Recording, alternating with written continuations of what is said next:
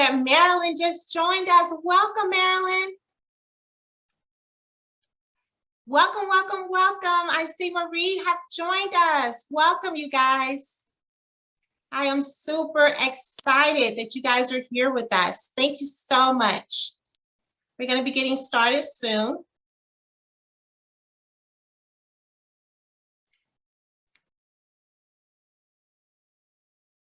I hope you guys are having a great Wednesday. It is Winning Wednesday. While we're waiting to get started, if you can, just go ahead and enter your name and tell us where in South Florida you are chiming in from. We would love to know that. Let's see where you're from. If you can just find your chat box and go ahead and just let us know where you are in South Florida.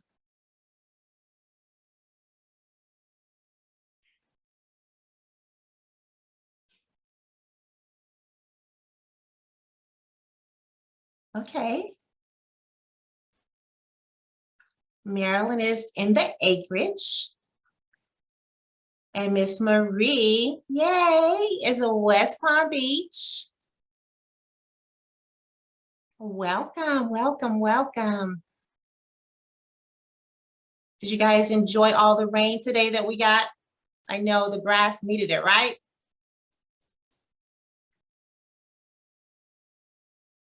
We're going to be getting started soon.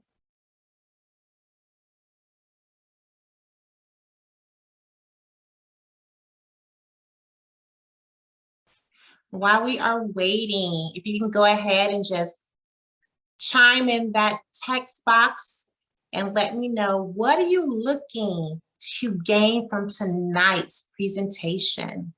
What are you looking to gain from tonight's presentation? I want to make sure that I answer some of the questions you have, and if I can't answer them tonight, then definitely revisit your question and have more of a one-on-one with you. So if you can, just go ahead and tell me, what are you expecting to learn or gain from tonight's presentation? I would love to know that. What is your goal for tonight?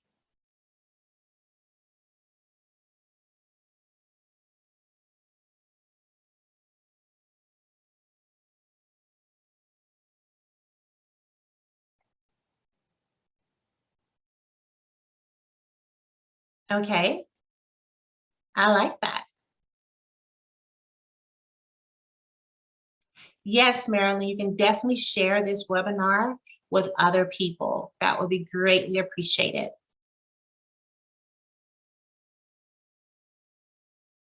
I'm going to get started in 4 minutes. And I am super excited. We have such a great lineup tonight.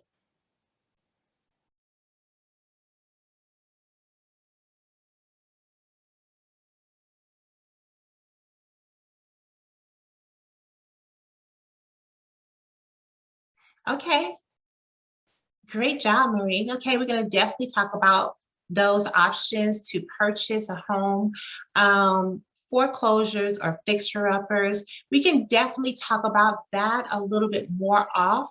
But yes, we'll touch on a little bit of that tonight. And would love to just get all those questions answered for you. So if I don't cover everything tonight, please, inside of the group chat, above you is my contact to schedule an appointment so that we can talk more if I do not answer all of your questions this evening. So definitely I would like to revisit that and come back around. Okay, Ryan, I see your question. Good. Perfect. Okay, definitely. We're going to cover those things tonight as well. And thank you so much for joining us, Ryan. And go ahead and just text inside of that box where you are in South Florida. We would love to know that. And we're going to get started in 2 minutes, you guys. So if you're just joining us, go ahead and put your name in the chat box Let us know where you are in South Florida. We have a lot of knowledgeable people on this line. I would say with everyone together, we have over 60 years of experience, you guys. So that is reassuring that you're going to get all the answers hopefully tonight. And if not, because time may not permit it, then we would go ahead and we would revisit those questions. West Palm Beach B12 store. Awesome. Awesome. I love the West Palm Beach B12 store. I visit that store a lot. Literally a lot. That store is a lifesaver. We're going to start in 1 minute. GT, okay, from West Palm Beach. Thank you so much for joining us. I asked everyone to just go ahead and let me know what you are looking to gain from tonight's presentation so that I can make sure that I touch upon those things. And if not, then I know to reach out to you after to make sure we get all of those questions answered. And we're going to start in 1 minute. I'm super excited, you guys.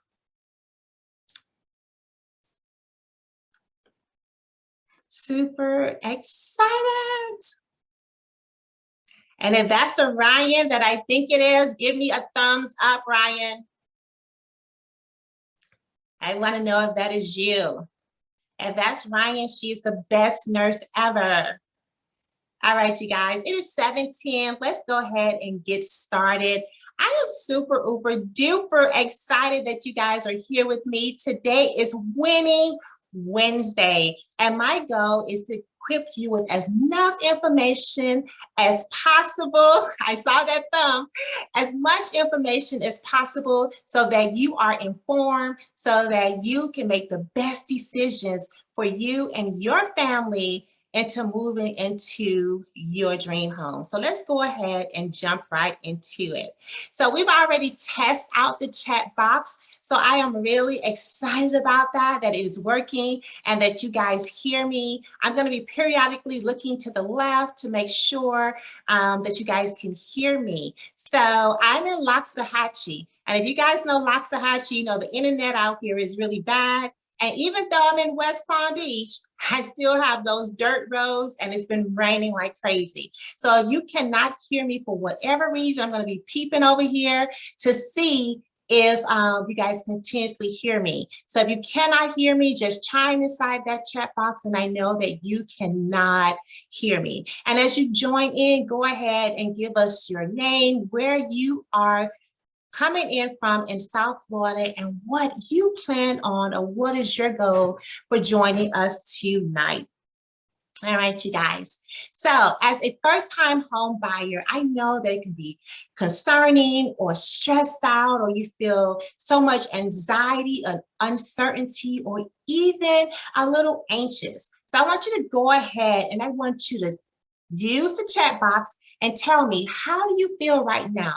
How do you feel about being a home buyer right now in today's market? How do it make you feel? So I want you to go ahead and just chime in and just let me know, how do you feel at this moment with today's market? Okay.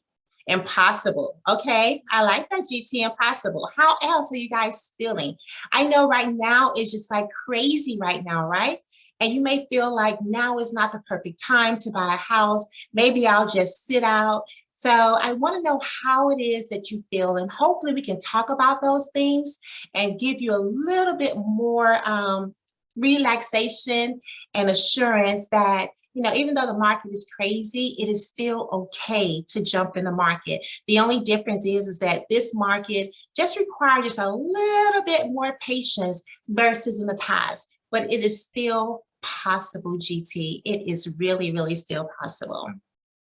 So you guys, my name is RoQuanda Guy, and I am a wife. I am a mother of 2 beautiful little girls, Dorena and Duriana. I am the children's coordinator for my church. I love, love, love the Lord, and I love just being to church on Sunday. I have the best job.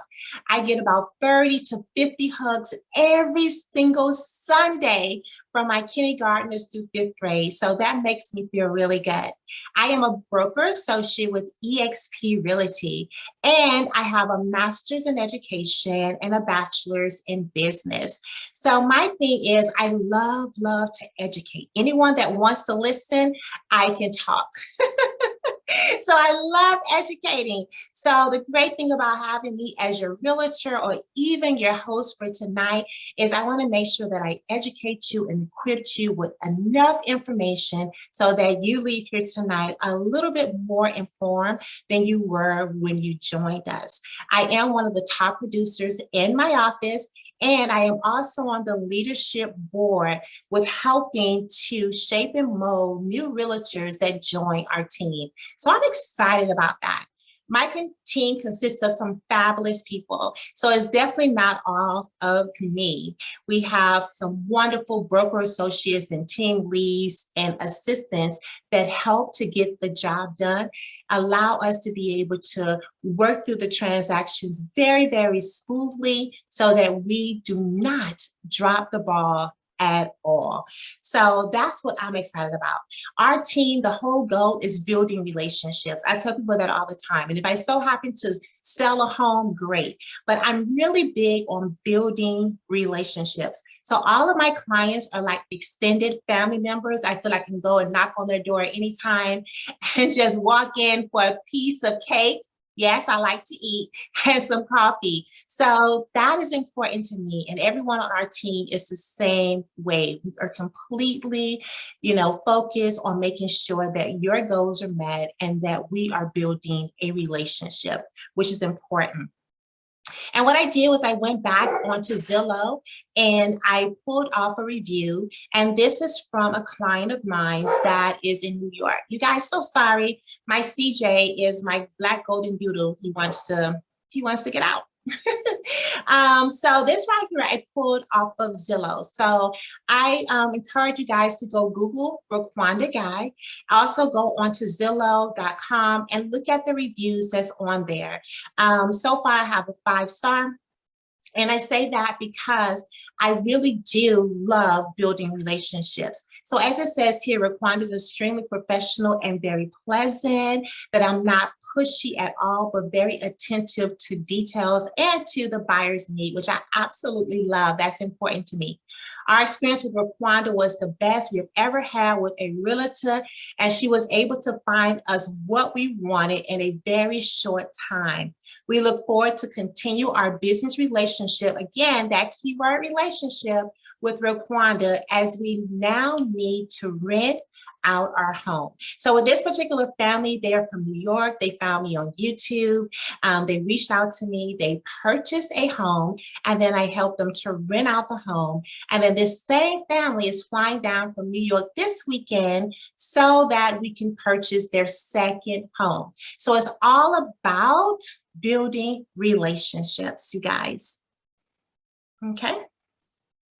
And then tonight is basically just 3 simple things that we're going to talk about. We're going to talk about you coming to this class and having an open mind. If you don't have a pen and pencil, go ahead and grab one so that you can take notes. Also, to jot down your questions so we can make sure that we answer those questions. Also, you're going to hear from our loan officer about the pre-approval period. We're going to talk about house hunting. We're going to talk about finding a home, negotiating a home. And that's the biggest thing right now is negotiation. It really is. So if you have great negotiation skills, or if you have our team, then it makes things just a little bit easier. So we're going to talk about home inspection, which I'm really excited that we have a home inspector here. We're also going to talk about the finalizing the financing, which we also have someone here with the title company. So you guys, you are in for a treat. We have everyone that is involved in the transaction to be able to answer your questions tonight. We're going to talk about the waivers, and we're going to talk about what you need to get to the closing table. Okay. Now, I have a question for you guys. Do anyone know the difference between pre-qualifications and a pre-approval? So I'm going to give you a few minutes. So go ahead and just go into that chat room.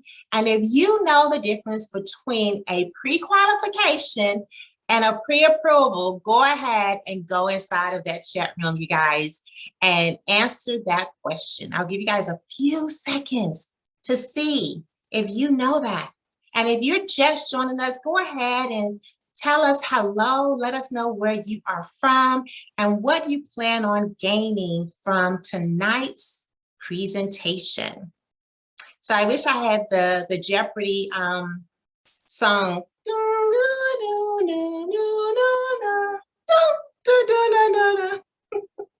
All right. So let's see, does anyone know what is the difference between a pre-qualification and pre-approval? All right, I don't see any answers over there. All right, so let me tell you, and then Alice can correct me if I am wrong. So the difference between a pre-qual and a pre-approval. Now, a pre-qualification is, say, for example, I, RoQuanda, am looking to purchase a home. And I go and I talk to a realtor, or I go online and I fill out the information. And based off of the information that I have given the lender, they're going to see if I qualify for a home, okay? Now, the other side of that coin is pre-approval. Now, the pre-approval is basically stating, not only have I filled out an application, but I have now provided my lender with all the documentation that he or she needs to verify my income, to verify my employment, to verify my debt to ratio, to verify my credit score. So now they have everything that they need in hand, and that pre-qualification now turns into a pre-approval.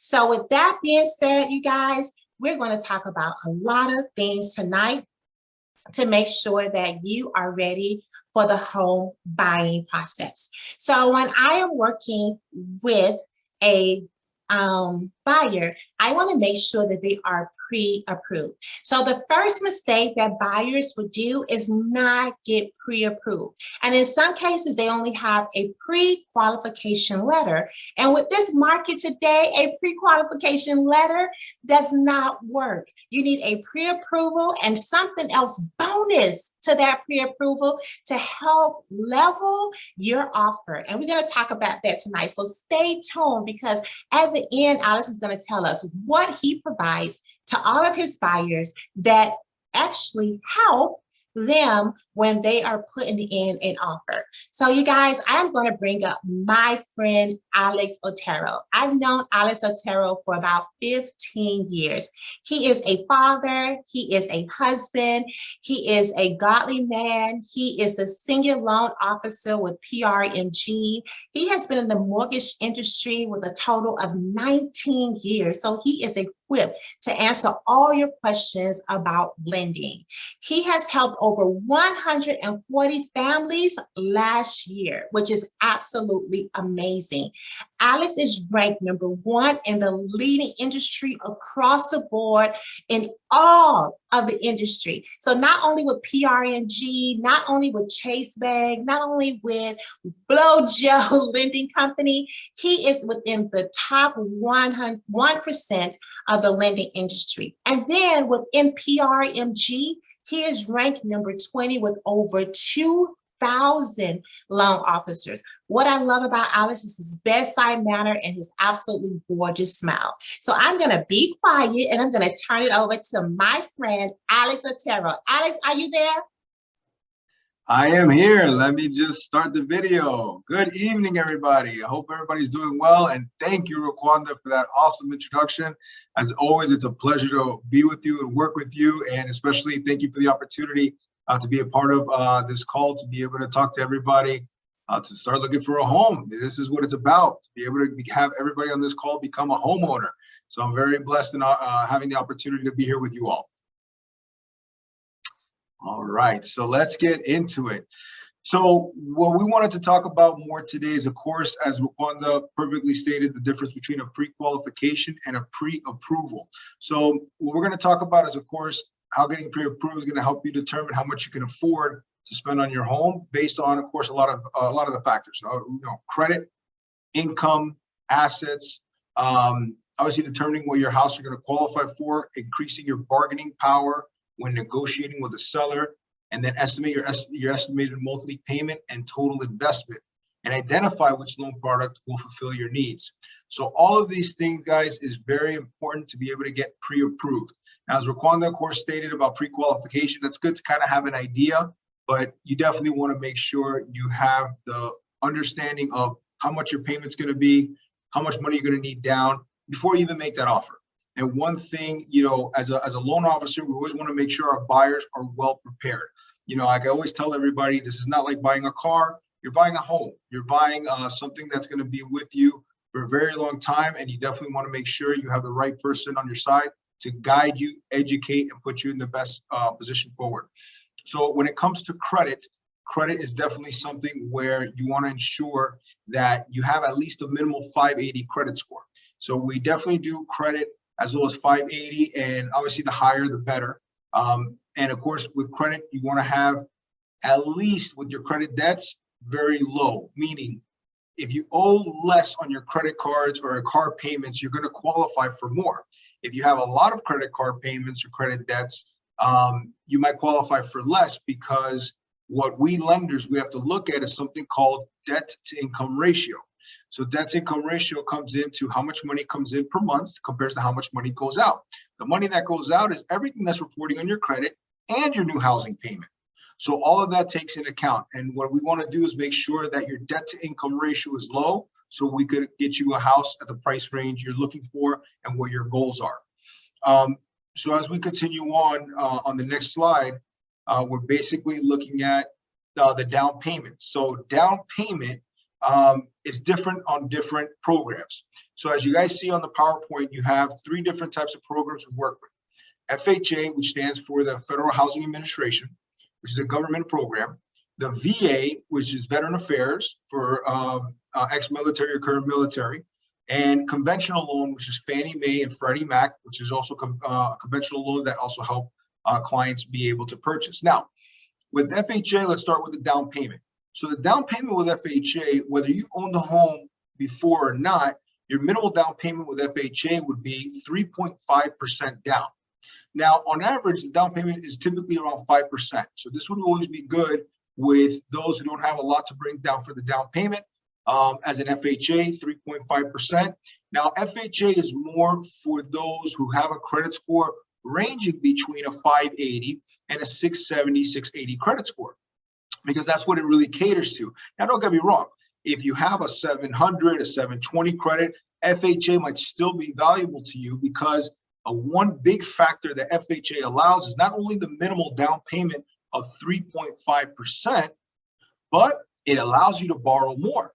Why? So what happens is the debt to income ratio we're just talking about. With conventional loans, you could only go up to 50% of your income. So if you make $5,000, we're going to have to use only up to $2,500 to help you qualify for, once again, everything that's reporting on your credit and the new housing payment. However, with FHA, it allows you to go up to 56.9%. So that person that makes the same $5,000 gross per month can now qualify up to $2,800. So that means you can qualify for more of a home with FHA. Now, VA is good because it's, of course, for our military or veterans to be able to purchase a home, and that's at 100% financing. So there in a VA loan, there's no down payment. The only thing the veteran would pay would just be for the closing costs, which occurs with the title fees and the lender fees at that state. So, of course, VA is always beneficial based on the fact that serve their country, definitely want to make sure that we're taking care of our military, and sure enough, 100% financing allows them to put more money in their pocket.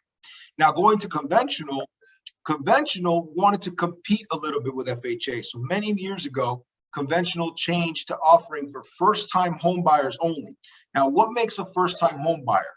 A first-time home buyer is a person who has not owned a home in the last 3 years. So if you had a house 5 years ago, you're now nowhere on title or a mortgage or anything, you are officially a first-time home buyer. Now, if you did sell or you were on title within the last 3 years, unfortunately, you wouldn't be a first-time home buyer and you'd have to put minimal 5% down. But going back to first-time home buyer definition, not owning a home in the last 3 years, the minimal down payment is actually 3% down. So with a conventional loan, you can do a 3% down payment, and that conventional loan also caters really for buyers in the credit score range of approximately 660 all the way to 760 or higher. So that definitely becomes the difference between the three programs and defining the down payment on each one. So as we move on to the next slide, now we're going to understand what we're just talking about, to debt to income ratio. So let's go into that a little bit more in depth. So as we explained, FHA allows a person to take their gross income and go all the way up to 56.9%. So let me go into more details about it. I'm going to use somebody's, let's say, gross income of $6,000. So $6,000 times the 56.9% equals $3,414. Why? Because the first 56.9% of the income gross is going to be for everything that's obligated on your credit. Once again, credit cards, monthly, or I should say monthly payments on your credit cards, car payments, if you have timeshares, if you have a boat, anything of that nature that's basically reporting on your credit, that's going to go against that same 3,414 plus your new mortgage payment. So let's say, I'll give an example. 56.9% of the $6,000 is $3,414. Let's say between your car payments, credit card payments, it all equates to about $1,000. So I subtract 3,414 minus 1,000. That means you have $2,414 to be able to utilize only and utterly for your new home. Now that's going to also include your principal and interest, taxes, insurance, mortgage insurance, and association. So as long as all those fit under $2,414, you have a home. Now, on average, and I always say on average, an amount like that could take you anywhere between $325,000 to $375,000, depending on taxes, insurance, and association. But we'll talk about that in the future. Now, when we're looking at the comparison, once again, of debt to income ratio on the FHA compared to conventional, you're looking at 50%. So now 50% of that same 6,000, remember, we're at 3,414, right, at FHA. Now it's 6,000 gross income. 50% of that is what? $3,000. So right there, you're losing $414 a month, because with the same debts, 3,000 minus 1,000, now instead of having $2,414 for you to purchase or utilize for your new home, now you only have $2,000. And that could actually bring your purchase price down from the 325 to 375 range, all the way to maybe 275 to 325 range. Once again, depending on your taxes and insurance. So all of these things, I know it's a lot of numbers I'm throwing out, so I hope you guys are following. If not, no worries. That's why, as RoQuanda stated, this is not the only time we're going to talk. We're going to always talk, obviously, off this call, where I can kind of go into more details. But one of the main characteristics and things you want to ensure that we do is analyze your situation. You always want to analyze. And yes, that means running credit. I talk a little bit about that because a lot of people always want to get the answers before they run credit. Because I understand, before I hurt my credit, or before, I really dive into this, how much would I qualify for? Obviously, I get that question a lot, and it's understandable. Hey, I'm a consumer too, so trust me, I understand. However, when it comes to getting a mortgage, you definitely want to make sure you have the facts correct.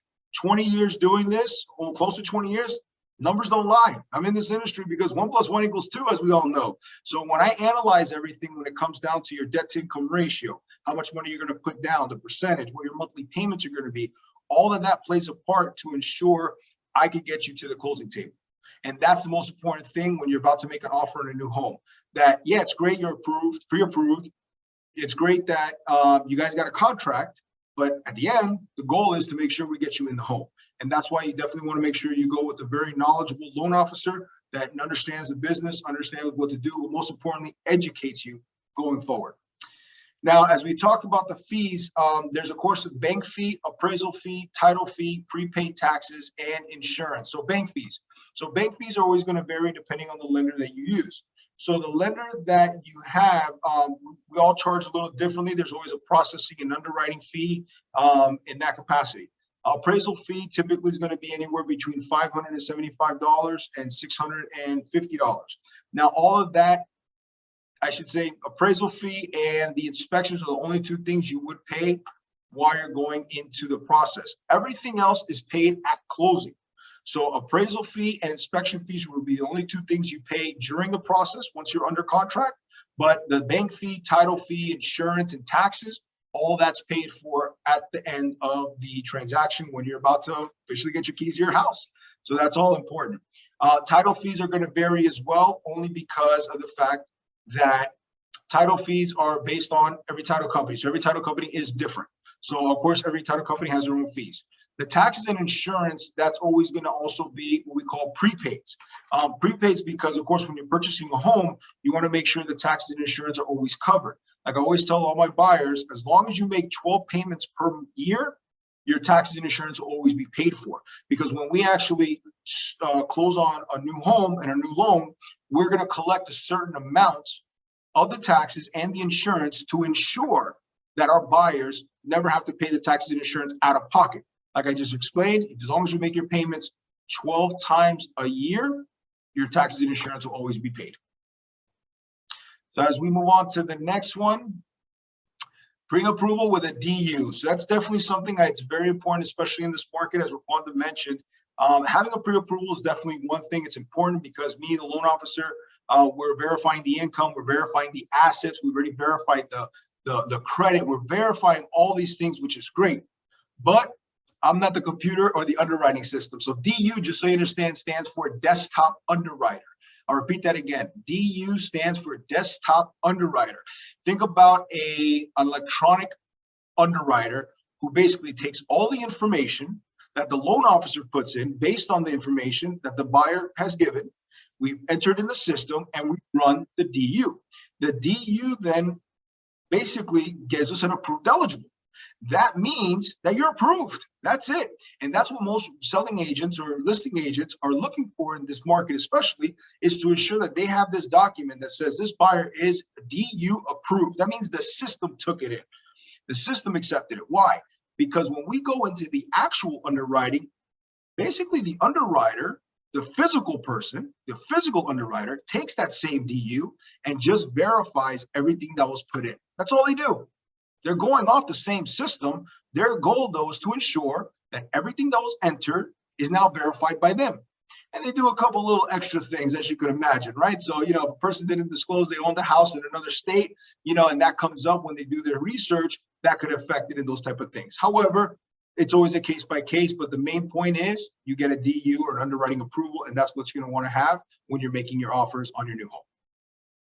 Thank you, Alex. That was absolutely amazing, you guys. And I know that there's questions coming in. So go ahead and keep those questions coming. We are going to take a time where we answer those questions. So please do not think that we are overlooking the chat box. We just want to make sure that we keep it moving so that we are respectful for your time. But we will allow time for Alex to come back on and answer those questions for you.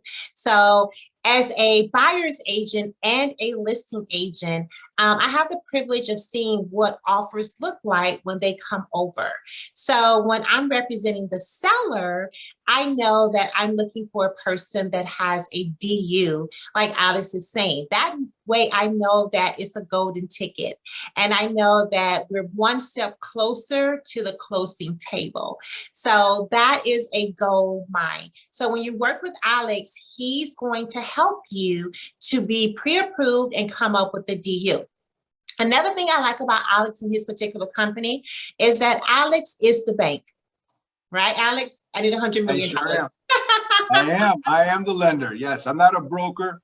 Just so you understand the difference, a lender, which is myself, I have in-house underwriting. I am, once again, as RoQuanda said, the lender. I'm the bank. A broker is the middle person between you, the buyer, and a bank. They would have to find the bank to help qualify you. Not that it's good or bad, or it's just indifferent. At the end of the day, as a consumer, you always want to talk to the actual person, right? To the actual bank itself. So that's why, of course, I'm always going to cater to a lender, right? So we're using a lender. So yeah, so I love that about Alex because he is the bank. So once he gives me that DU, you guys, I know that it's now time to go shopping. So my question is, I want you guys to chime in. How long do you think it take me to get ready when someone said that I am pre-approved or when Alex sends me a pre-approval letter? You guys chime in. How long do you think it takes me to get up and get out of the house and show homes? Marie, you are right. I am ready. I am always in the mood to go shopping for a house. I love it. It's in my blood. I cannot help it. So yes, when Alex sent me over the pre-approval, I cannot dance, you guys, but I'd be in the store dancing and I'd be like, yes, it's time to go shopping. So yes, it doesn't take me much time at all. So as a buyer's agent, okay, you have a listing agent and you have a buyer's agent. Now, the listing agent represents, of course, the seller, and the buyer's agent represents the buyer. It is very important that you have someone that is on your side and looking out for your best interest. So we're going to have a buyer's consultation. We're going to talk about what it is that you want. Okay, you want a 3-bedroom, you want a 4-bedroom. What is it that you want? You want a 2-car garage, you want to live in a certain community, you want an acre of land. What is it that you want? And then we're going to talk about what is it that you need? What is it that you really need inside of your home? So we're going to talk about the things that you want, and we're going to just discuss those things and what do you actually really need? And then we're going to talk about your budget. What is your budget? So that way we know what type of house we're going to be looking for. Yes, Alex may approve you for $600,000 or $700,000, but does your budget allow you to continuously live the lifestyle that you want if you were to buy a $700,000 home or a $350,000 home? What is it that is conducive to your life so that you can still continue to live fabulous even in your new home? And then we're going to have realistic expectations, you guys. I'm one of those realtors. I don't like to fluff at all. I like to keep it real so that you understand what those realistic expectations are. And you and I will build a rapport with one another where you can trust that I'm going to tell you the right thing. And it may be something you want to hear, and it may be something that you don't want to hear, but you're going to understand realistically where you are and my recommendations. And then we can talk about it and discuss what to do from that point. Now, many of you may say, Ro, what is going on with this market today? Okay, so let's fast forward before the pandemic. Before the pandemic, we have usually about 8 months supply of homes on the market. Right at the beginning of the pandemic, we had about 2.8% of homes on the market. Now, through the pandemic, we know that the Feds dropped the interest rate. So now buyers were able to qualify for home loans. So you had a floodgate of buyers that said, I want to take advantage of the great interest rate, the all-time low that has been in a long time or historically low benefit. So a lot of buyers joined the market. But during the pandemic, a lot of sellers did not want to open up their homes to buyers to walk through their home because of COVID, which makes a lot of sense. So where we are today is that we are at 1.3, okay, month supply of homes on the market. What does that mean, RoQuanda? That basically means if no more new homes go on the market and all the homes that we have on the market right now, in 1 month, all of the homes will sell and there will be no more homes. So right now what we have is a seller's market. And then people say to me, well, I'm just gonna wait for the market to crash. The market, and again, I'm not God, and I don't have a crystal ball, but I do not believe, based off of what I'm seeing and learning, is that the market is going to crash anytime soon. We're not going to see how it was in 2007, 2008. Why? Because the banks have learned from that. Okay, so we're not going to see a crash like that. We're not going to see where homes are going for 100,000 and I'm just sitting on the money and waiting for it to go so I can go ahead and get the house. That is not happening today.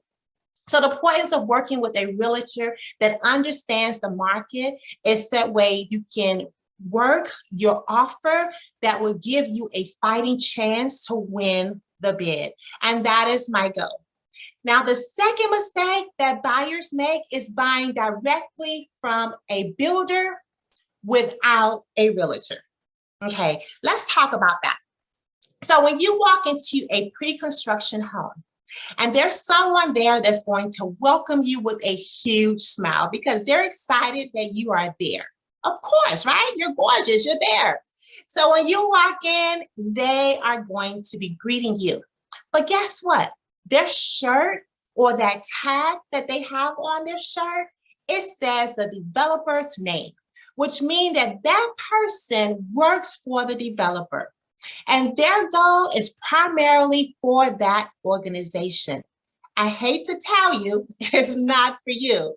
So when you go in, you basically is walking in, giving up a lot of things that you have no idea what you're giving up because you have no knowledge. So when you walk into a pre-construction home, which a lot of people are doing now because it's very limited, resale homes. And when I say resale home, it's the homes that you see on the market that the person sell, and then it's like a resale. Pre-construction home is a brand new home. So when you walk into that showroom, there's a chance that you can be paying them an additional $5,000 to $40,000 than what you need to be paying because you do not have a realtor there with you. For example, I had a young lady that I went with her to pre-construction. And when she got there, she wanted the crown molding. She wanted a lot of upgrades. And by having me there with her, I was able to explain to her, is this your forever home? And she said, no, RoQuanda, it's not. So if this is not your forever home, all the upgrades you're spending $10,000 and $20,000 for, you will not get back when you're now ready to sell that home. So that money is going out the window. So if you're deciding to do upgrades, having a realtor there that's going to say, okay, let's go away from the crown molding and let's go and pick out some really nice cabinets. Or let's go away from here and let's spend a little bit more in the bathroom, okay? So that you still get what you want, but it's also going to help your return when you're getting ready to sell the property. Because you're in a development with other homes, because you decide to add additional $10,000, $20,000, which goes very quickly because those fixtures and the microwave and from carpet to tile, that adds up very quickly. And if you are in a development and you do $20,000 worth of upgrades and your neighbor do not, and then when it's time to sell, oh, I'm going to put my house an additional $20,000 to $30,000 because I put all this in it. Those things, certain things do not help in that return. So having a realtor there with you is important. You guys, give me a thumbs up if you can still hear me in the chat room. Exactly, exactly. And if we're dropping some nuggets for you tonight, just give me a thumbs up and let me know that you are still with me, that you're not falling asleep. And let me know. Thank you, Benjamin. Awesome, awesome, awesome. Another mistake that a realtor would not allow you to do, everyone, is go ahead and skip a home inspection. Okay? A realtor would not allow you to skip a home inspection. Now, in today's market, as crazy as it is, people are waiving their home inspection. Okay? So on the contract, it indicates that you have the right to have a home inspection. Okay. And in that right of the home inspection, if anything happens within that time frame and you decide that you want to pull out because of whatever the inspector said, you have that right to do so without anyone questioning. And 100% of your escrow deposit will be returned to you. However, if you waive the home inspection process and you give up that right, you don't know what's behind the paint. So when you walk through the house, you're like, oh my goodness, I love it, I love it, I want it. Okay. But you don't know if the roof is about to cave in. You don't know about the AC. You don't know what's behind the paint, as I tell people all the time. So having a home inspection is important because this can save you literally thousands of dollars. And Sandy's going to cover that when we talk about the home inspection. So even in this crazy market, I personally would not recommend any of my buyers to waive the home inspection.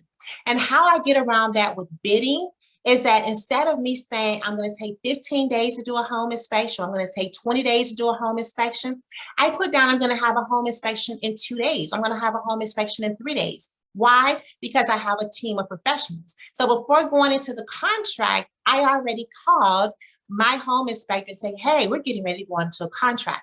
If our contract is accepted, can you do the home inspection in 1 day?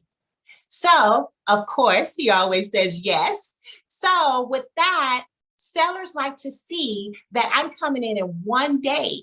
So that helps my buyer versus me saying I waive that all together. Okay, so there's ways that we can do that. And you guys, we're going to go ahead and just have those one-on-ones to talk about your situation. So please, in the comment area, you're going to see my information. Also, too, Jenny's going to post Alex's information. So that way you can reach out to us, you guys, so we can have that more one-on-one. Also, too, you do not want to skip the final walkthrough.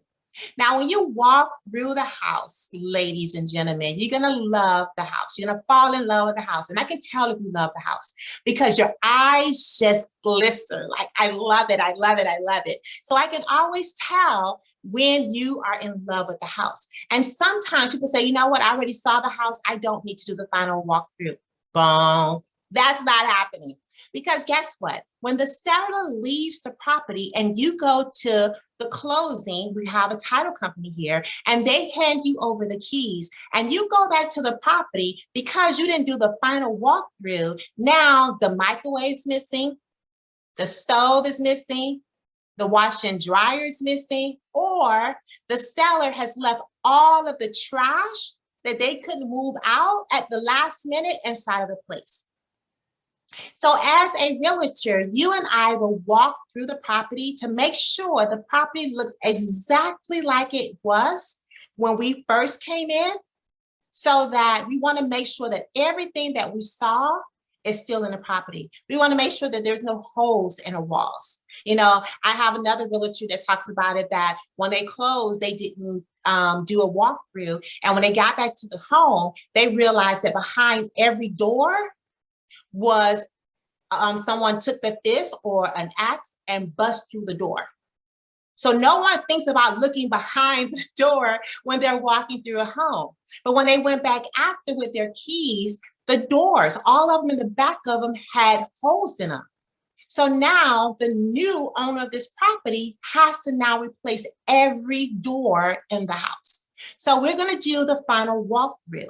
And having a real estate agent, the goal is having a real estate agent that is knowledgeable, having a real estate agent that loves to educate, having a real estate agent that's going to walk you through the process so you understand and that you won't make mistakes without having a realtor.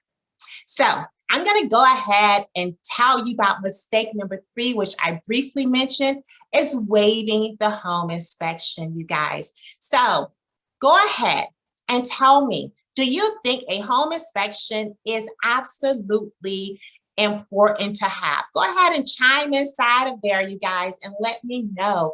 If you are brand new to the room and you have no idea what you should be looking for a home inspection, chime that in there too. What should I be looking for? What are those pitfalls? I want to hear what you have to say. Okay.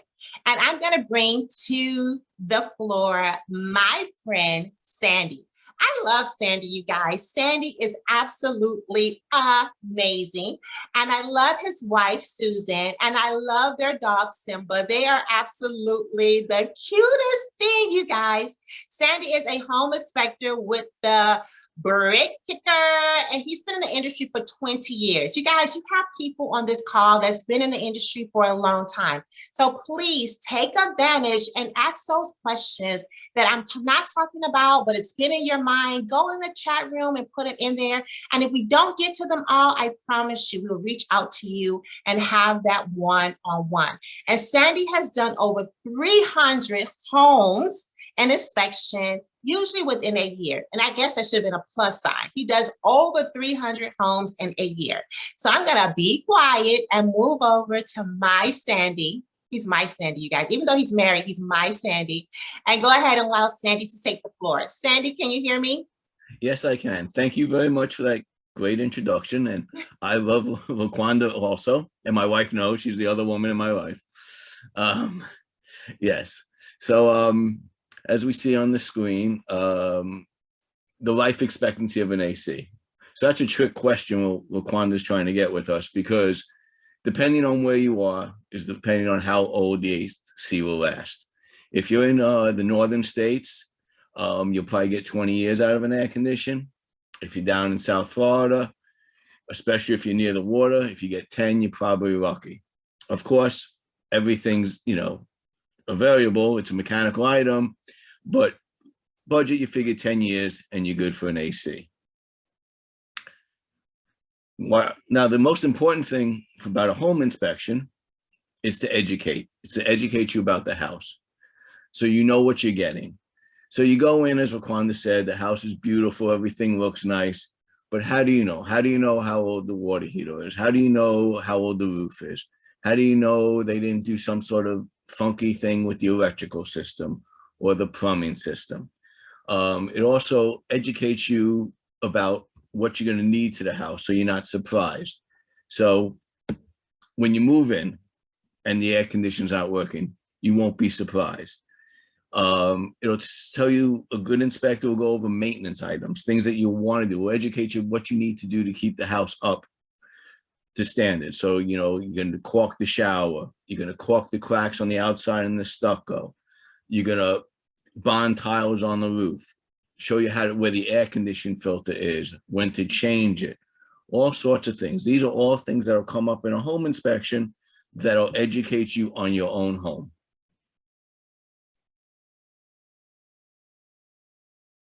Next. What we look for in inspection. Inspection will go from top to bottom, okay? We're going to do everything from the roof to the foundation and everything in between. So again, it's to show you, it'll be, let's say there's a leak in the roof that the seller might not know about. Hopefully we'll be able to find that. We'll be able to tell you about it. We'll be able to tell you, Joe homeowner wanted to put in a punching bag for his son, but he cut a joist to do so. That's a structural issue. Age of the water, or the water heater's leaking. Nobody noticed it because it's behind, the washing machine in the garage. Somebody did some things with the electrical system. So it's all looking at all parts of the home. It's looking at everything. And, good inspection is going to take you a few hours to go over your house. If there's a pool, they'll look at the pool as well. If you're out in the acreage, you'll have a separate person come and do a septic system, just so you know what condition your septic is in and your well system. So pretty much a home inspection is going to look at everything in the house, every major component in the house. It's not going to look at cosmetic issues like the crack tile. I mean, we'll probably point it out, but it's really not part of the inspection. We'll probably do that, but we're going to look at everything. We're going to look at the type of piping, the roofing material, if it's done correctly, the AC, if it's leaking, if it's working correctly, the heat, if it's working, one time a year you need it in South Florida, the electrical, the wiring, things that you don't even think about that make the house go. Every day we're going to look at that. Next. Oh, sorry. Oh, yes.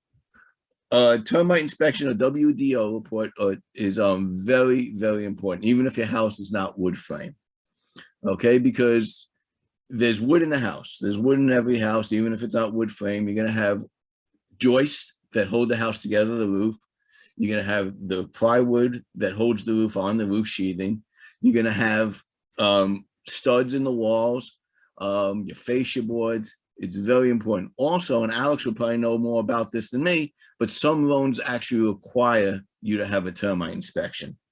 So yes, these are all important. I highly recommend a termite inspection, a WDO report on every house you buy.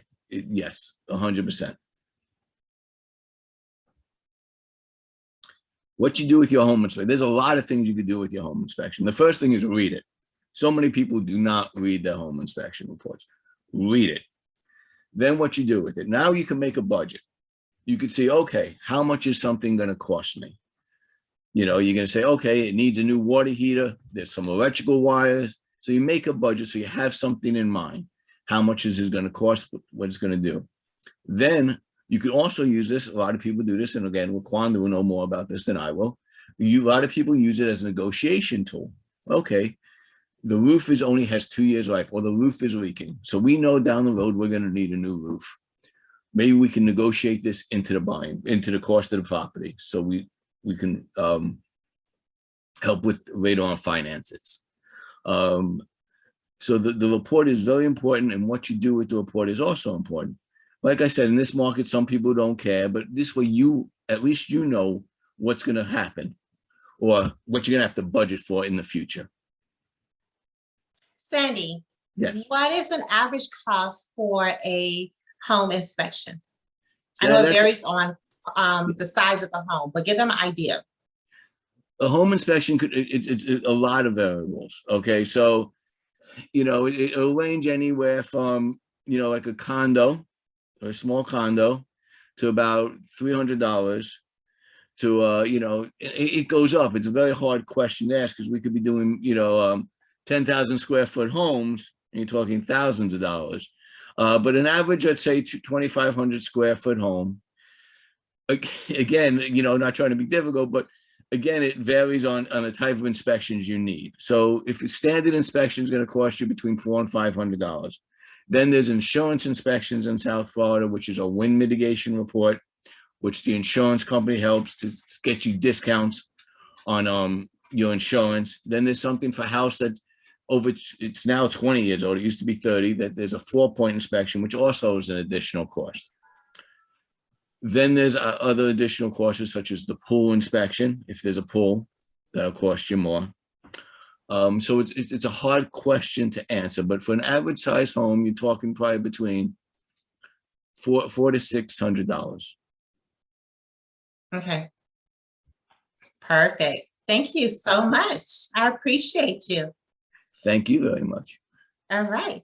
So now mistake number 4, you guys. All right. Waiving the title insurance. Okay. I'm going to let Josephine tell you about that, but you do not, I would say we're not waiving the title insurance, but you want to make sure that you understand what it is. And again, Josephine is an expert with that and she's going to come up, but my understanding with title insurance, and again, correct me, is that if I buy a house, okay, and with the title insurance, if someone comes back a year later, 2 days later, or even a day later and said, this is my property, I did not authorize the sale of this property, and you just bought a $350,000 home, that title insurance is very important to help you to gain back the money that you can possibly lose. So I could be wrong, but I'm going to turn it over to my girl who always takes my phone call. She really does. And she answers every text message, regardless if it's stupid or not. She is right there for me. So guys, I want to introduce you to Miss Josephine, who is absolutely gorgeous. She's married. She's been in this industry since 2007. So she has been around doing the crash. Okay. She is also the relationship manager, which is that key word I like, relationships. And what I like about First International Title, you guys, is that it's one of the largest independent title companies, and they have about 35 offices or more. So no matter where my buyers are or where my sellers are, Josephine can find a first international title to be able to service my clients. So when I say, okay, Josephine, I have someone in the Panhandle, and I'm texting her, I know someone in the Panhandle. Okay, I have someone here. She knows. So I'm going to go ahead and be quiet and move on over and turn it over to the expert so she can talk to you a little bit more about title. So you guys, please chime in. Put your questions over there for Sandy. Put your questions over there for Alex. And then, of course, for Josephine. We're going to answer those questions in a few minutes. We are almost done. I just want to respect your time. I'm going to answer all those questions at the end. Hi everyone. I'm very excited to be here today. Can you hear me?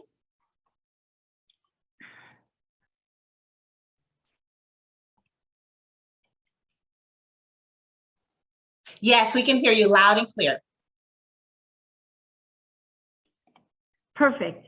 My name is Josephine. I've been in the business over 15 years. I'm so excited to be in this business. I really love the company that I'm with since the beginning. Like you said, I'm the largest title company, independent title company in Florida. So let's just say that you could still deal with me, but we can close in one of my offices on West Palm Beach or up north or in Miami.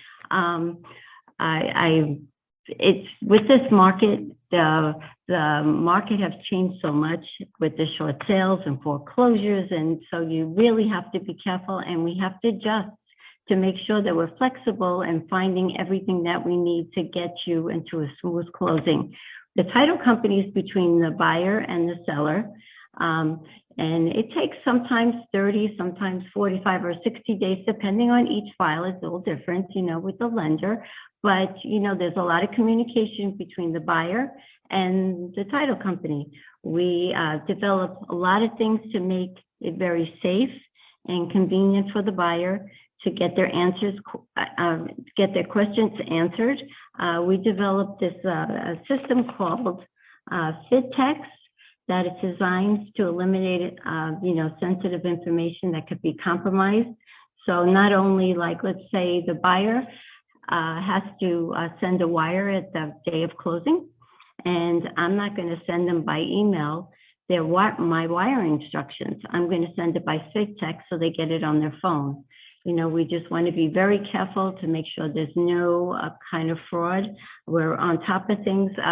A lot of people in my company also say that we are a technical company that sells title on the side, because we're making sure that as we grow and as time has changed, that we find a lot of different technology to fix the problem.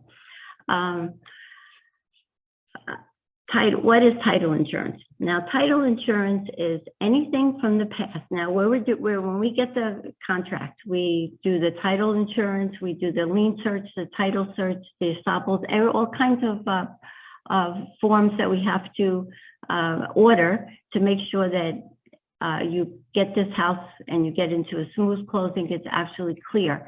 Title insurance is anything from the past. So that, let's say the seller that you bought this house from decided to take down a wall and got a contractor in, and the contractor said it would be $500 to take down the wall. After the contractor finished taking down the wall, he said, I didn't realize what a big job this is. Give me $1,000. And the seller said, go take a walk. This is the $500 and go leave. He leaves, never pursues any more money. Now he sells the property to you.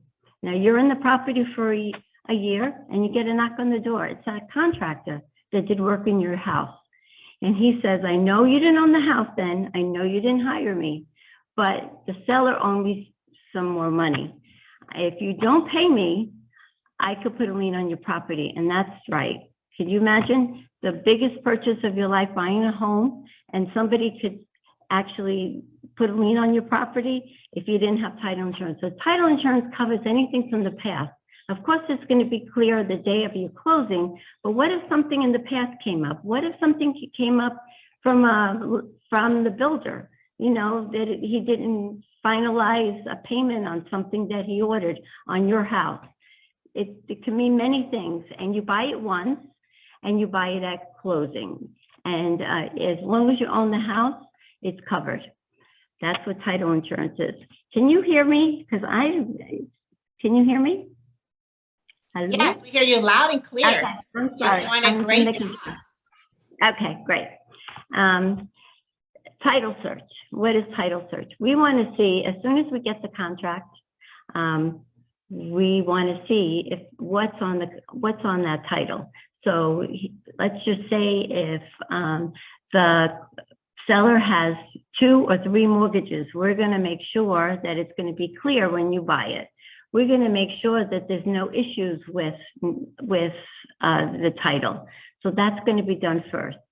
I don't think you have on the next one, but I was going to talk about lien search. Lien search is something from the county. It's things that when they do any changes in the property, they can file for a permit to do a change or not file, and you know, it comes up with the lien search. What if the seller, you know, didn't pay the water for 6 months? We're not going to give you this house because the water bill stays with the property. So that's what we do to make sure that you get this brand new home with a 0 balance.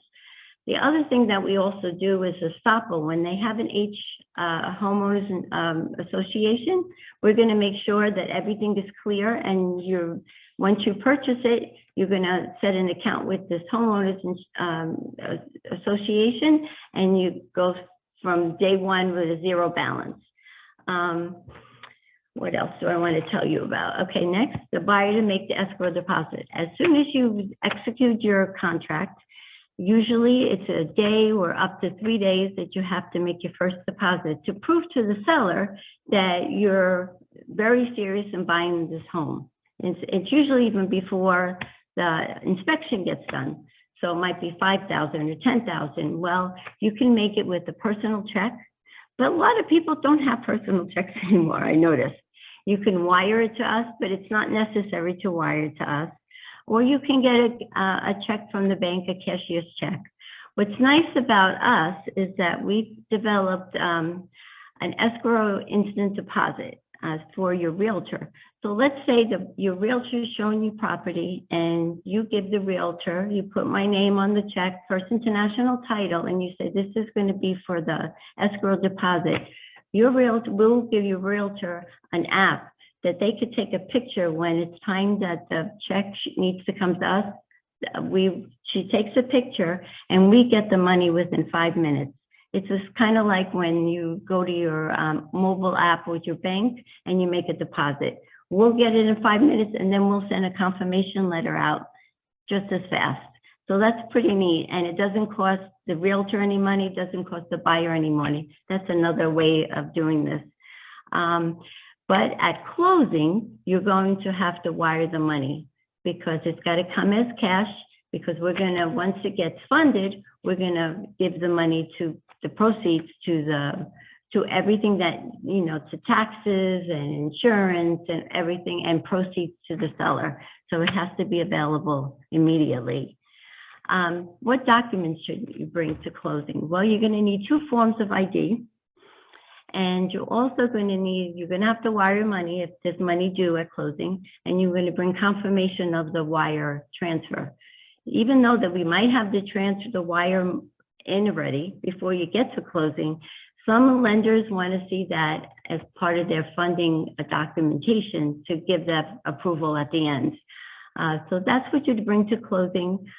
We try to make it very special for the buyer. We do a PowerPoint presentation with your realtor's picture and your picture of your home, because, you know, this is the biggest purchase in most people's lives, and why wouldn't you make it special? We even do confetti at closing sometimes. You know, we have to pick and choose who would like it and who wouldn't like it. But I'm really happy to be part of the team, and I was so glad to be invited. And I really take my job seriously. So like after the closing, even though you're going to be guided by your realtor, you know, I will tell you the first thing you have to do is change your driver's license, and you can do it online. The next thing I would tell you when you can do Homestead. And after every closing, I give my business card. And on my business card, I don't have the office number. I have my cell number. So even if you have a question and when you're doing this after closing, you're welcome to call me and I can guide you through it. I really love my job and I'm so glad to be here. And do we have another slide next? I do have a question. I didn't put it on here, but for those individuals that never owned a home before, Josephine, what is homestead exemption? I know, you know, but what about those individuals? So can you touch on that a little bit before we start opening up? Absolutely. Florida has homestead exemption and you get a discount on your taxes. That's why when you're purchasing your property, this is another thing, you know, we have to put your, if you're single or married, because if you're a married couple, you get the homestead together. And the homestead, you get this certain amount off, $50,000 off of the taxes, but it's kind of like an umbrella over your primary home. So if there's medical bills, if there's, you know, your house, your homestead house is covered a little more than if you had an investment home. You want to do that before March 1st of the following year. So I guide them through the way. After the closing, I'll tell you, first thing you want to do is the driver's license, but then the second thing you need to do is the homestead exemption. Nowadays, the counties are so backed up, so the site doesn't change right away. I suggest about a month after closing, once you go into the site and you put the address of your home and you see your name, you're ready to do the homestead exemption. And most of the counties, you can do everything online. So that's great. And you definitely don't want to forget that. You don't want, you know, and I'm sure your realtor is going to guide you through it during the process of finding a home, mentioning it, and I'm going to mention it as well. And I'll have my cell number. So if you're doing it online, how many times they call me, or Joe, I'm stuck. Tell me what to do. I'll tell them to take a picture of this screen and we'll get it done. What's nice about nowadays, last year, you could do the homestead exemption, but it's really not for the next, it's for the next year when you're doing it, right? Well, it didn't have an email address to confirm that it was done correctly. Now they put an email address, so you'll get a confirmation right from, you know, from them to say that it is complete, because you're not going to see that savings till next year. So, but did I answer your question? It did. It left a lot of people confused. So let me see. Marie, to answer your question, the homestead exemption is for primary residence. So that is for your primary residence, and it gives you tax credit or breaks in the financing for your overall tax. Is that correct, Josephine? So yes, you cannot have homestead exemption on a property that you're going to use for Airbnb or a property that you're going to use for renting. It has to be your primary resident. And then you get additional discounts for it because it's your primary residence. And also, as she was saying, it also protects you. It's like an umbrella protection. So if someone tries to sue you for everything, they cannot take away your house. They cannot do like a lien against your house, because that's your protection, because that's your home. Also too, if you're married and you become a widow, you didn't receive additional discounts with homestead. So also too, if you're seniors, there's so many different things. So when you're ready to file homestead exemption, you only have to file it once. You don't have to file it every single year. You file it once, and you want to file it right after you close. Because a lot of times when you buy a property, say for example, if you buy a property from a seller, and that seller used that property as a residual income, which means that they have a tenant in place, which means that it's not their homestead exempt property. So the taxes on that home is probably going to be a lot greater because there's no deduction, because the owner does not live in it. So you want to file homestead exemption so that the following year, when they assess the property, they see that you stay in it, and that might help to reduce some of the taxes that's on the home. So I hope that that answered your question, my dear. All right, but again, if it did not, I would love to have that one-on-one because I love talking. So yeah. So inside the chat room, you guys, I have put over there a way that we can connect one-on-one. I'm going to go ahead and have Jenny to come to the floor. I'm going to have all the speakers to turn on their mics and their cameras. And we're going to go ahead and answer your questions. And we're just going to make sure that we get through them for the next 10 minutes or so. And then we'll let you go. You guys, I know we provided you with a lot of information, and I know it can be confusing, but it's not your job to try to figure it all out. It's your job to make partnership with us and our team and allow us to guide you through it. We're not going to do it all for you. We're going to guide you. My whole thing is educating you so that you're able to make informed decisions. My thing is to provide you with options so that you can make an educated decision. I'm all about options. Working with me, you're going to hear that word all the time, because once you have all the information, then you're able to make an informed decision and you know what your options are. So I hope that this call has been able to provide you with a lot of information. I hope that you are excited. I hope it left you informed. I hope that you learned something new that you did not know prior to coming in. And if that's the case, you guys, go ahead and give us some thumbs up. I would love, love, love to see some thumbs inside of the chat room if this was beneficial to you. I'm going to go ahead and turn it over to Jenny so she can go ahead and just go back into the chat and make sure that we got all the questions answered. Jenny, take it away. Hey everyone, I'm Jenny Yates. I'm one of RoQuanda's business partners and team members. So I'm going to go back to the beginning. I know that some of these were addressed, but I just want to make sure that everyone got all their questions answered. So GT asked, are sellers accepting FHA and VA loans right now? And we had that answered that yes. Sellers are accepting, not all sellers are. So when RoQuanda and I are searching for properties for you, we do look at the type of loans and funding or that they do accept. So we do go through that, but there are sellers out there that are still accepting FHA and VA loans. Alex, do you have anything else to add to that, or RoQuanda? No, I'm pretty good with the VA. Yeah, VA and those three programs are the main ones, of course, that you guys would want to apply with. Okay. If it's 3% with conventional, do you have to use the PMI? Alex? No, sorry about that. Yeah, no, you don't. I was answering that in the chat, but basically, Right. PMI is only with 20% down. To not have PMI, just to be clarified. So just to give you a little bit of, since we're on the PMI subject, VA loans do not have PMI. So it's 100% financing, no PMI. They do have a funding fee, but that's amortized over the loan. So let's say your loan purchase price is all $300, your loan's going to be $300. The funding fee on that would probably be about $306,000. It's financed, but it's not on a monthly payment. Conventional loan, if you put 20% down, there is no mortgage insurance. However, if you put 3%, 5%, 10% down, of course, the more you put down, the less your mortgage insurance premium would be per month. Now, FHA, that's going to carry a mortgage insurance premium for the life of the loan because that's how FHA operates. FHA actually has two types of mortgage insurances. One that's what's called an upfront mortgage insurance premium that's financed on top of your base loan amount. And the other one's a monthly mortgage insurance premium that's on it. Unfortunately, with FHA, it's great because once again, it does help a lot of low credit scores. Once again, it allows a person to be able to buy with a little bit more, as we spoke about the debt to income ratio, but it does carry some mortgage insurance premiums when it comes down to it. But it's still a benefit. But those are the three differences between all programs.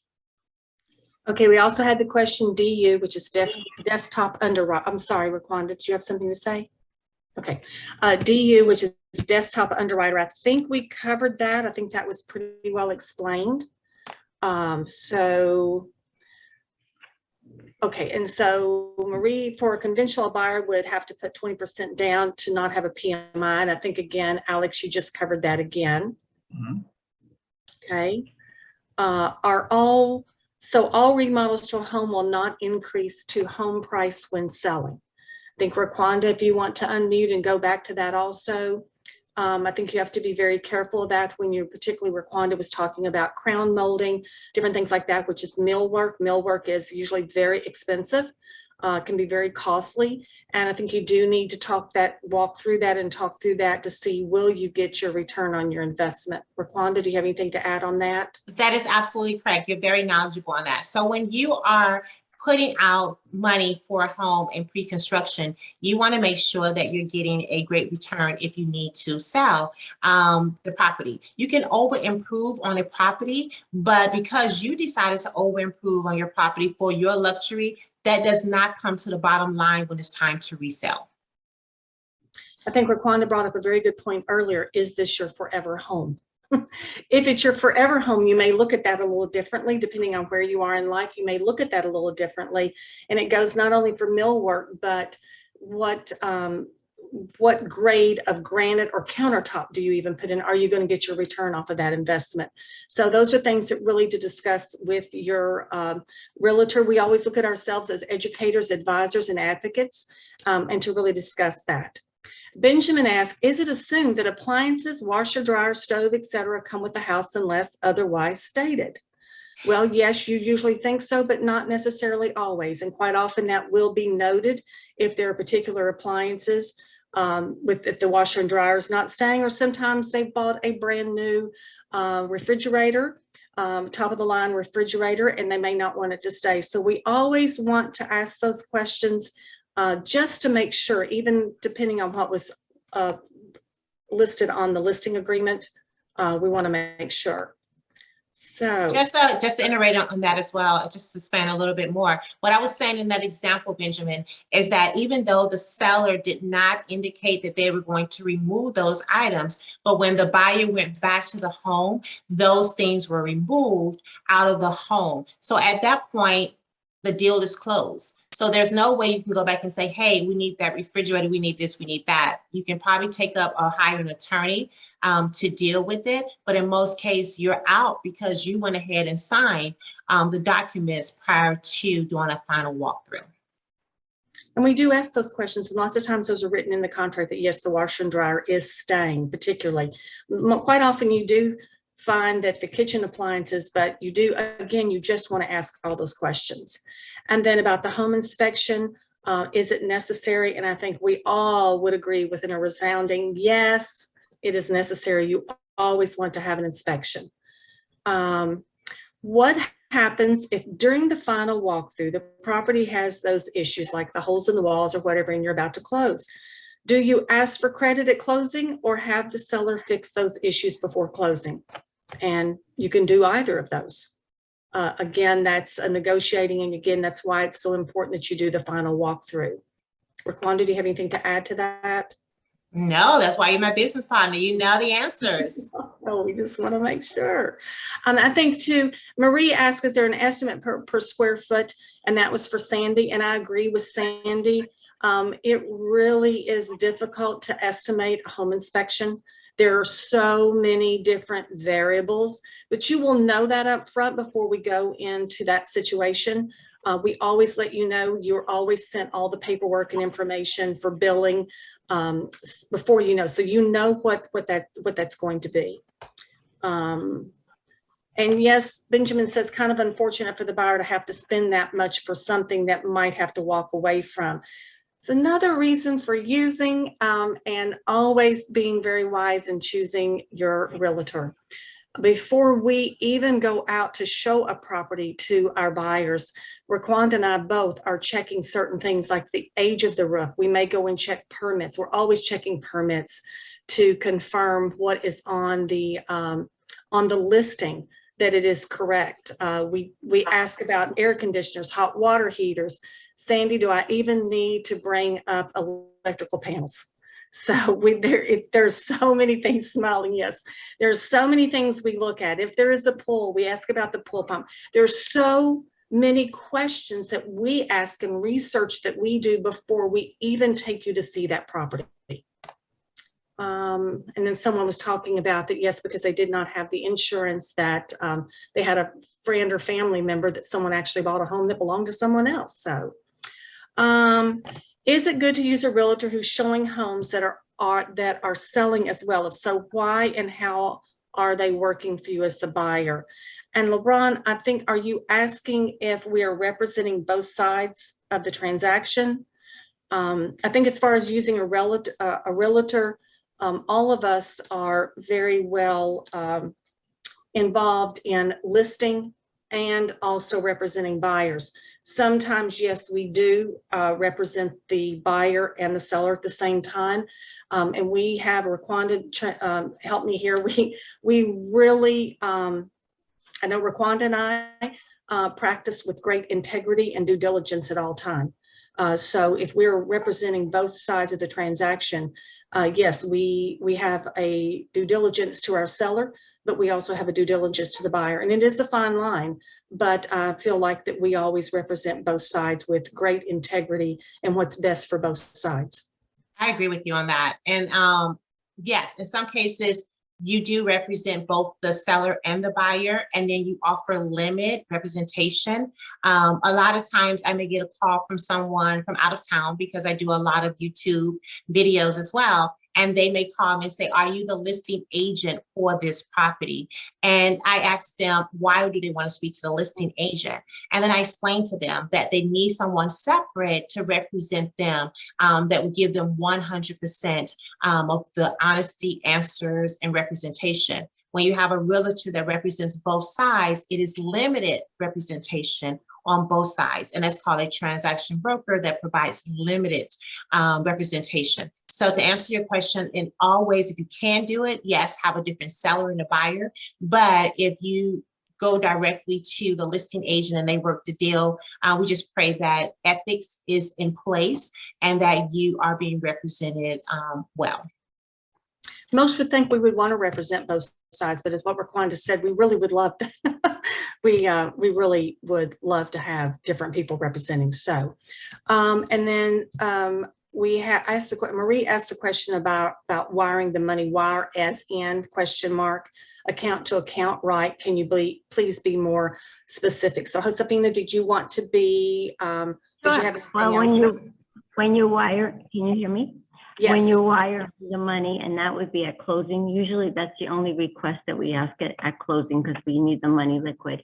We're not going to email you the wire instructions. Unless you came to the office and we handed you the instructions, we're going to do this fit text and you'll get the wire instructions. You'll get a code on your cell phone.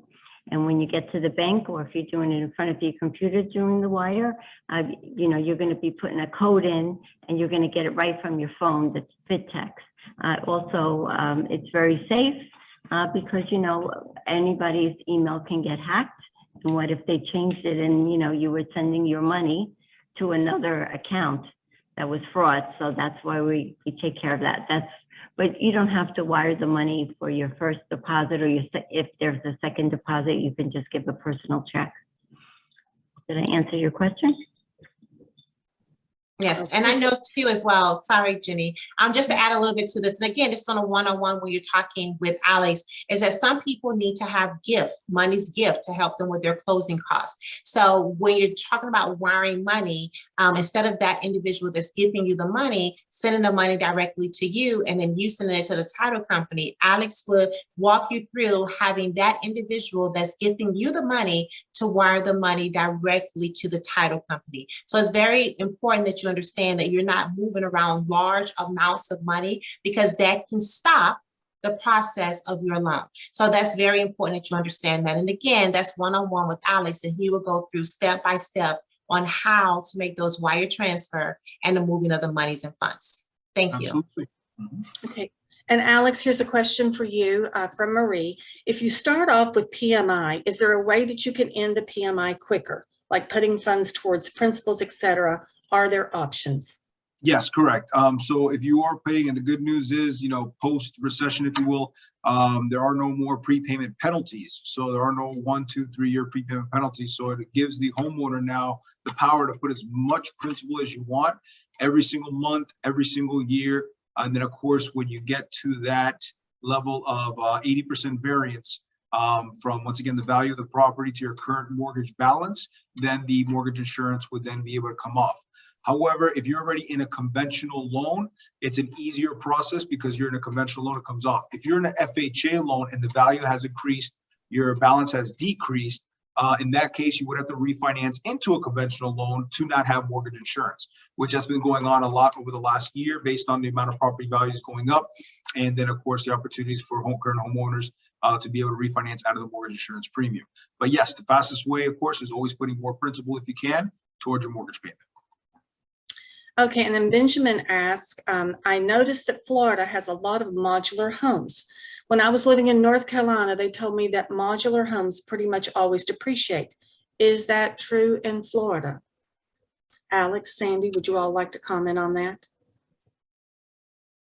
From what I'll give my 2 cents on that, from what I've seen, not really, because it's still going to go based on comparable sales values. So, you know, every market, of course, is going to be different, but just so everybody understands, property values are based on comparables. 90% of it is typically based on comparables.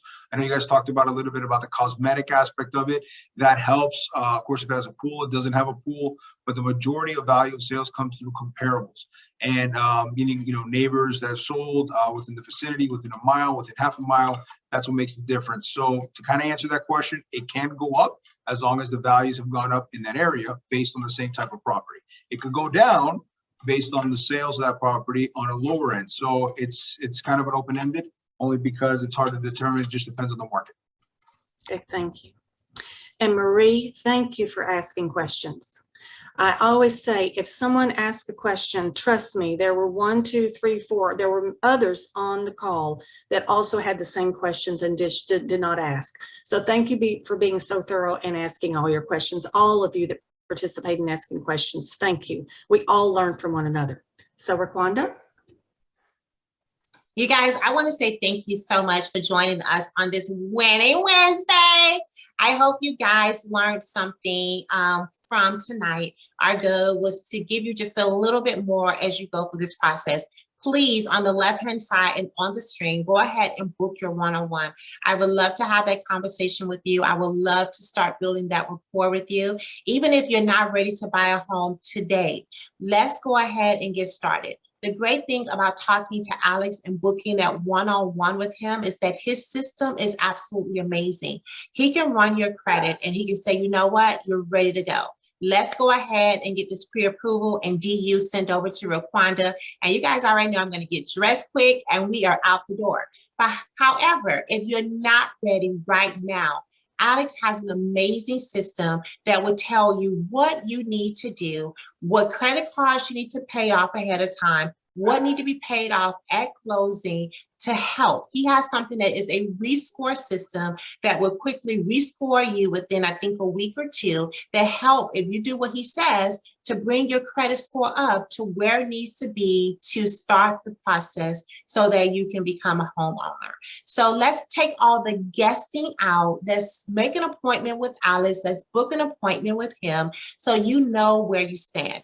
Even if it's 6 months out or a year out, we know that there's different things that's going on in different lives, but we also know that we need to know where our starting point is and where we need to go. So let's take it out, because we know that Credit Karma is not going to give you your true credit score to purchase a home. That is different variations. So let's get with Alex, have that free consultation, allow him to explain to you, allow him to give you that roadmap that you would need to go ahead and get you to where you need to be for home ownership, if that's your goal for this year or for next year. We're here. We're not going anywhere. These people have been in this industry for years, so they're not going anywhere. Josephine's not going anywhere. Sandy's not going anywhere. Sandy, you're not going anywhere. So, and I'm definitely not going anywhere. We're just getting started. And my goal is to help 60 people become homeowners this year. And that is our goal for putting these on, so that we can help equip people, give them knowledge, and give them options. So you guys, it has been a pleasure. Thank you so much. I really, really appreciate you guys. And we'll be looking forward to talking to you one-on-one. Many blessings and have an awesome and amazing night. Bye-bye, everyone. Bye, everyone. Bye. Bye. Thank you. Thanks, guys.